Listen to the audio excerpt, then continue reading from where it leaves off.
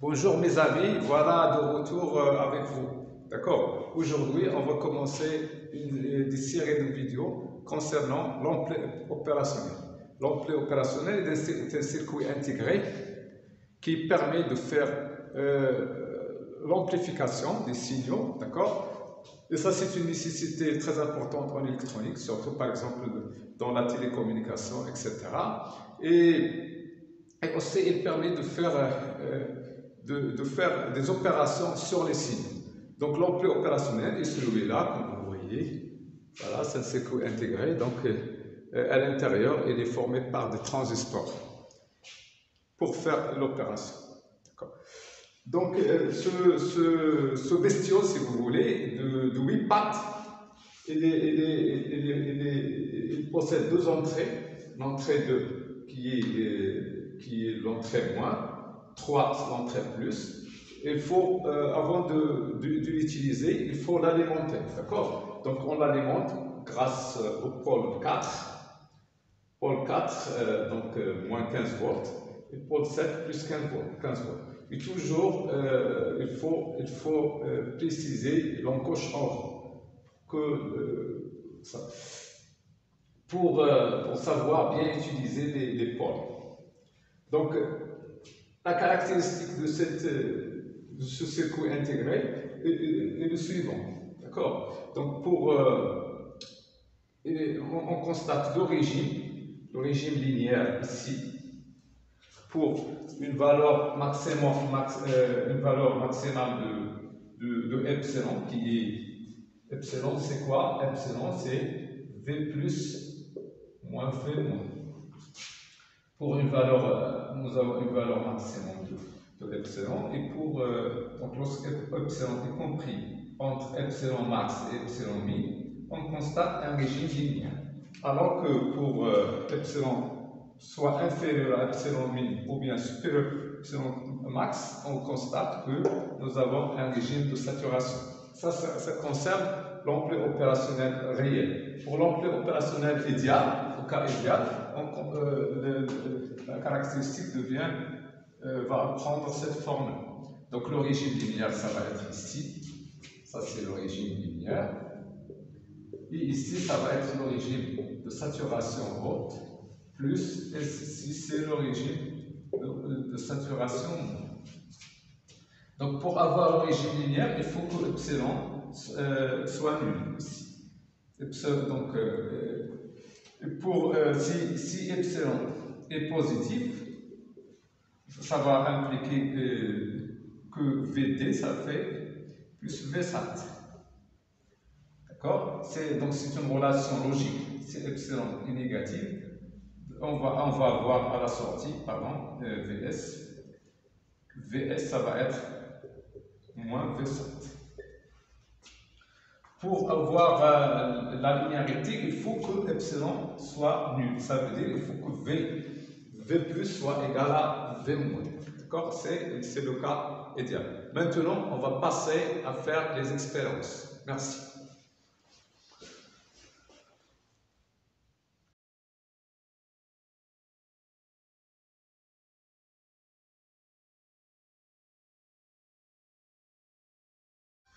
Voilà, le premier montage à réaliser, c'est celui qui est le plus simple, qui s'appelle montage suiveur. Un montage suiveur permet justement de vérifier est-ce que l'ampli fonctionne ou non, d'accord, d'une part. Son principe est suivant. Il suffit de brancher l'entrée moins à la sortie, d'accord? Et faire entrer un signal à l'entrée et regarder la sortie. Donc, si je considère le cas idéal, un ampli opérationnel idéal, on va trouver que VS est égal à VE. Mais ça n'est vrai que lorsque VE est compris entre moins VSAT et plus VSAT. Ça veut dire il faut que je sois en régime linéaire.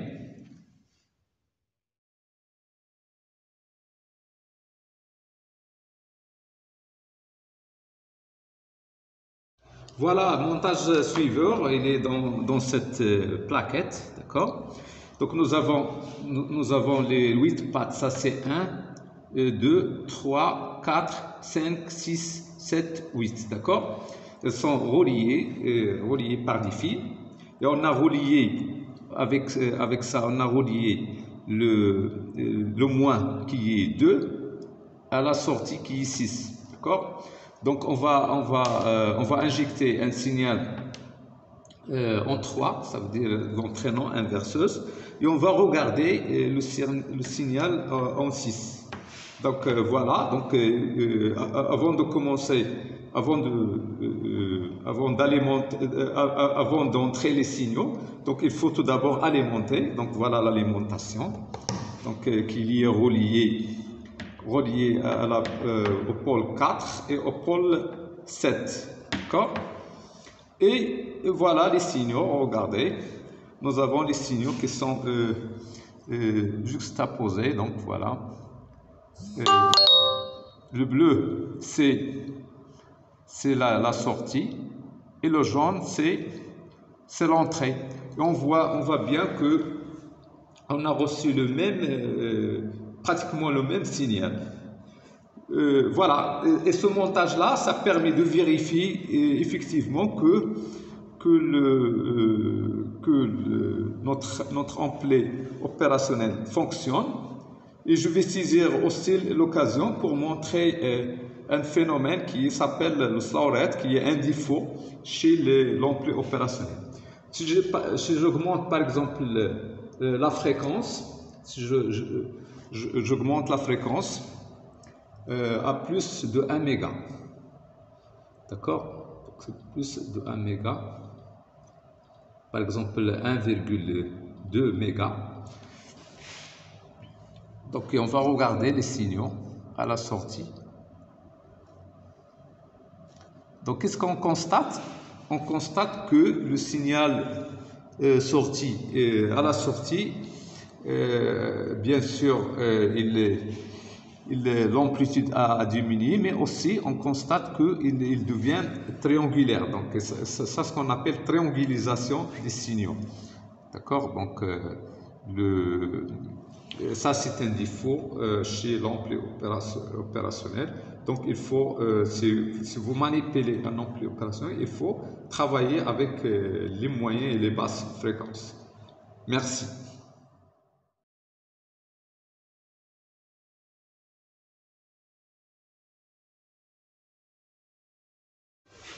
Deuxième expérience, montage amplificateur inverseur. D'accord, montage amplificateur, donc celui-là qui est sur la figure. Donc nous avons, on va injecter un signal ici, d'accord, R1, nous avons R2 et on va relier l'entrée non inverseuse à la base, d'accord. Donc en appliquant les théorèmes qu'on connaît, théorème de Millman ou bien peu importe, on va montrer que la sortie bien sûr, on va considérer le cas où on a un ampli opérationnel idéal. Donc on va montrer que Vs est égal à moins R2 sur R1 VE. Donc on va constater ici que nous avons un signe moins qui va indiquer que le fait qu'il s'agit d'un montage amplificateur inverseur. C'est R2 est supérieur à R1, donc on va amplifier et en plus on va inverser le signe. Donc dans la pratique, on va constater que les signaux seront en opposition de phase. Mais le signal Vs aussi il sera amplifié. D'accord. Merci pour. Donc on passe à l'expérience.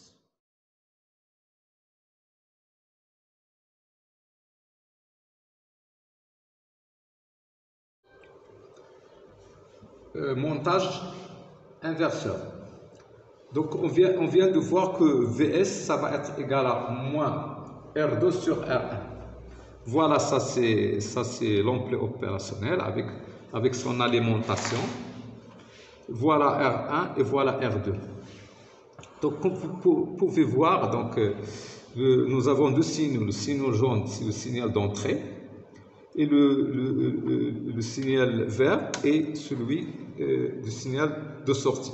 Donc on constate tout d'abord qu'ils sont en opposition de phase, ce qui explique le signe moins R2 sur R1 fois VE. D'accord?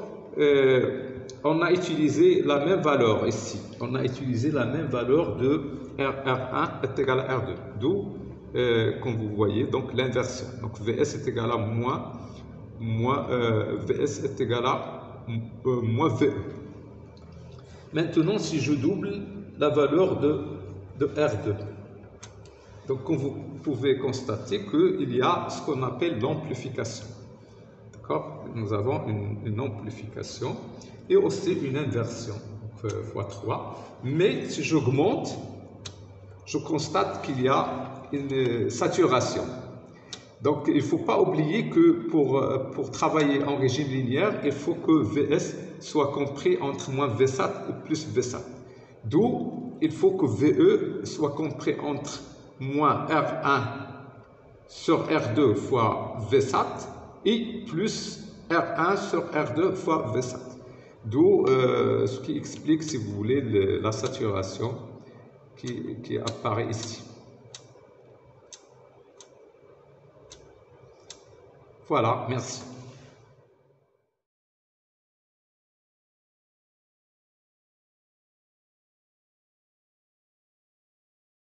Montage 3, amplificateur non inverseur. Donc le montage est le suivant. On va attaquer notre amplificateur opérationnel par l'entrée non inverseur, ça veut dire plus. Et on va avoir deux résistances R1 et R2 comme ça, avec R1 5 kg et R2 10 kg. On montre, en considérant que l'ampli opérationnel est idéal, on montre que VS sur VE est égal à R1 plus R2 sur R1. D'accord? Donc on constate que tout est positif, donc il n'y aura pas d'inversion, d'où la nomenclature non inverseur. Donc en faisant l'application numérique, on va avoir le gain est égal à 3 et le déphasage il est nul. Ça veut dire, dans la pratique, on doit trouver que les deux signaux sont en phase. La condition d'avoir un régime linéaire, c'est qu'il faut s'assurer à ce que VS soit compris, que la valeur de VS soit comprise entre moins Vsat et plus Vsat. Donc, en utilisant la formule qui est en haut, on va constater que VE doit être comprise entre moins 3 volts et plus 3 volts. Maintenant, on passe à l'expérience.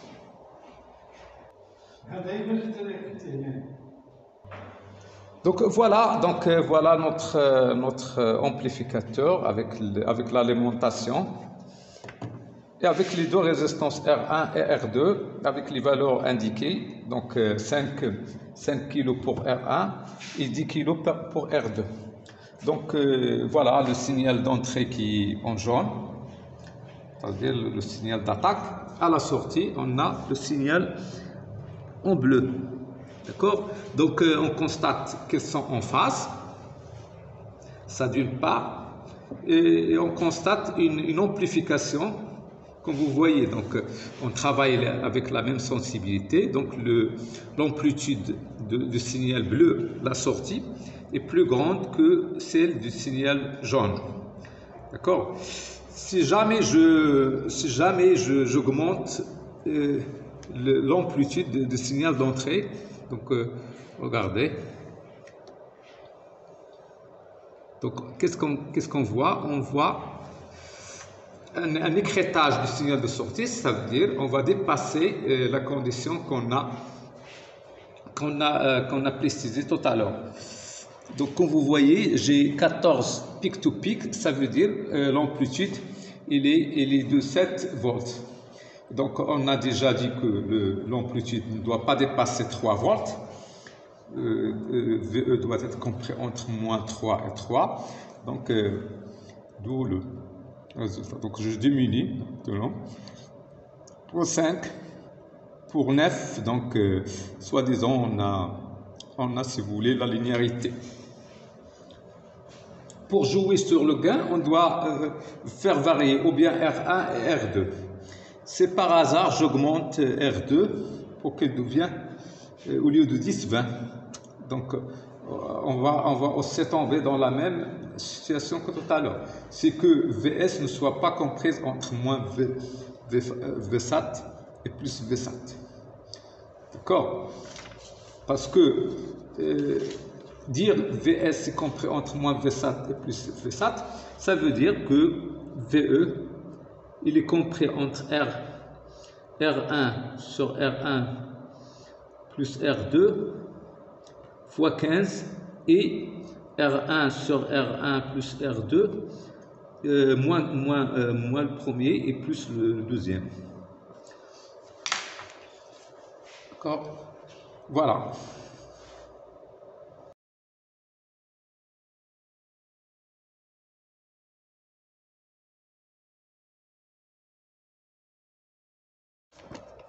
Donc, on réalise sommateur. Le sommateur, c'est ce montage-là, d'accord, comme vous voyez ici. D'accord, c'est ça le sommateur. Donc, avec les valeurs suivantes, R1 est égal à R3 est égal à 10 kg, et R' est égal à 20 kg, et R2 est égal à 100 kg. Donc, si on fait le calcul, on va trouver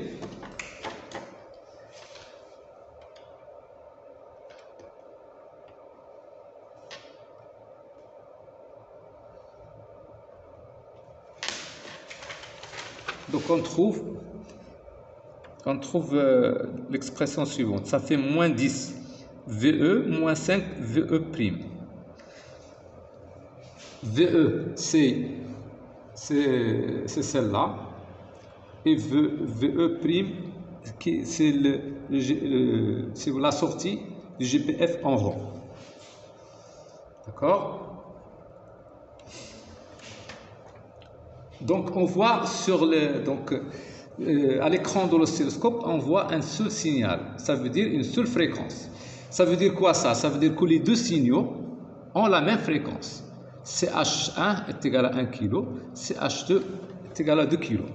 Pour rester dans le régime linéaire, il faut s'assurer à ce que cette valeur de VS soit inférieure, en valeur absolue, inférieure à VSAT. Ça veut dire qu'il faut prendre des valeurs de VE, des amplitudes de VE' faibles. D'accord? Donc on va voir CH1, donc c'est égal à 500 millivolts, donc pic to pic, ça veut dire 250 millivolts, ça veut dire 0,25 pour l'amplitude, volts, et pour CH2, l'amplitude, c'est égal à donc 900, donc je vais diminuer les amplitudes. Si je prends par exemple même valeur, ça veut dire moins 250 millivolts, ça veut dire 0,25 volts pour l'amplitude de signal 2. Donc on voit à l'oscilloscope, c'est la transformée de Fourier. Donc on va regarder, si vous voulez, le signal assorti. Donc c'est un signal qui est purement sinusoïdal parce que j'ai fait la somme de deux signaux de même fréquence. Maintenant, je change la fréquence du signal 2. Donc regardez, donc le signal de sortie a été déformé. D'accord? Donc il va être déformé encore et encore chaque fois que je change la fréquence. Pour voir le spectre, donc regardez, je vais éliminer CH2. Donc voilà le spectre, j'ai deux fréquences. Une fréquence de 1 kg pour CH1 et une fréquence de 10 kg pour CH2. Si je fais varier la fréquence de GPF2, donc on verra qu'il y a déplacement. Il y a déplacement dans le spectre si vous voulez, du pic 2. Pour augmenter, si vous voulez, l'amplitude, donc il suffit de, voilà, regardez,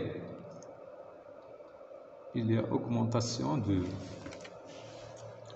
On peut utiliser ce principe pour regarder, si vous voulez, par exemple, comme application à ça, on peut envisager, montrer, si vous voulez, le transformer de Fourier d'un signal carré pour la sommation du fondamental plus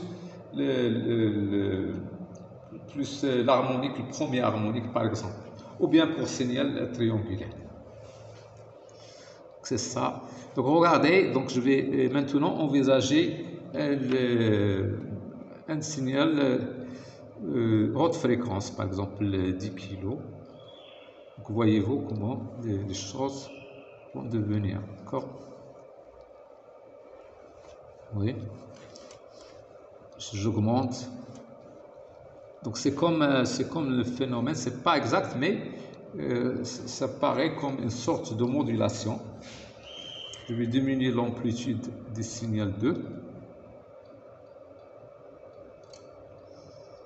Voilà. Voilà.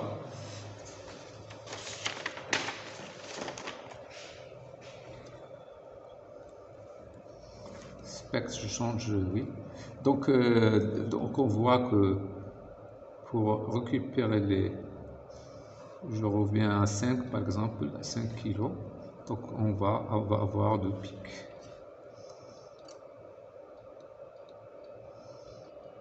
Si jamais j'augmente les amplitudes de VE, V2, VE, de l'amplitude de ce générateur, l'amplitude de ce signal ou bien l'amplitude de ce signal, je vais tomber dans le cas, si vous voulez, de saturation.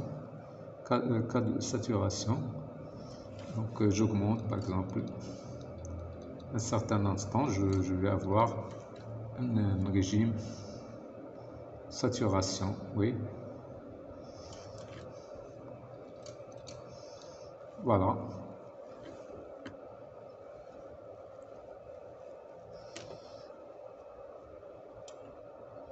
Non, c'est pas, donc c'est celui-là. Voilà, donc il y a saturation. Le signal n'est pas stable parce que nous avons l'addition de deux signaux de fréquences différentes. Voilà, il y a une saturation haute. Voilà, merci. À la prochaine.